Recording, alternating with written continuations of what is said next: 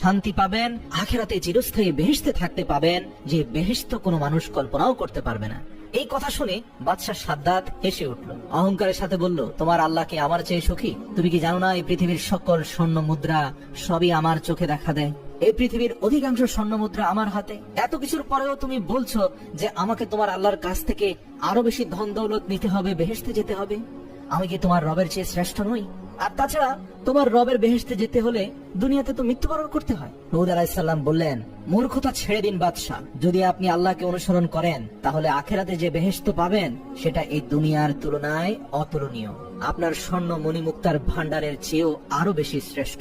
সেখানে কোনো কিছুর অভাব নেই, যেখানে থাকবে হুর গিলমান, খাবার দাবার সহ আপনার অন্তর যা চায় তার সবকিছু। সেখানে থাকবে দুধের নহর, মধুর নহর, সবকিছু। এভাবে হযরত হুদ আলাইহিস সালাম সকল তথ্য সাদ্দাতকে দিলেন।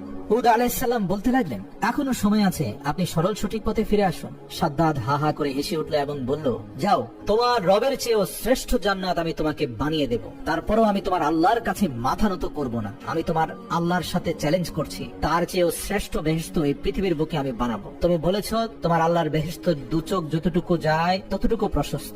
আমিও পৃথিবীর বুকে এত বড় বেহেশত বানাবো যেখানে চারপাশে দু চোখ যতটুকু যায় সব নিয়ামত আর নিয়ামত থাকবে। তখন হযরত হুদ আলাইহিস সালাম বললেন, বাদশাহ সাদ্দাত, তোমার মাথা খারাপ হয়ে গেছে, না হলে এমন কথা বলতে না। আল্লাহ যা করতে পারে তা পৃথিবীর কোনো মানুষ কখনোই করতে পারবে না। অহংকারী সাদ্দাত হেসে হেসে বলল, হ্যাঁ, আমি তো কোনো সাধারণ মানুষ নই, আমি তোমার আল্লাহর চেয়েও শ্রেষ্ঠ।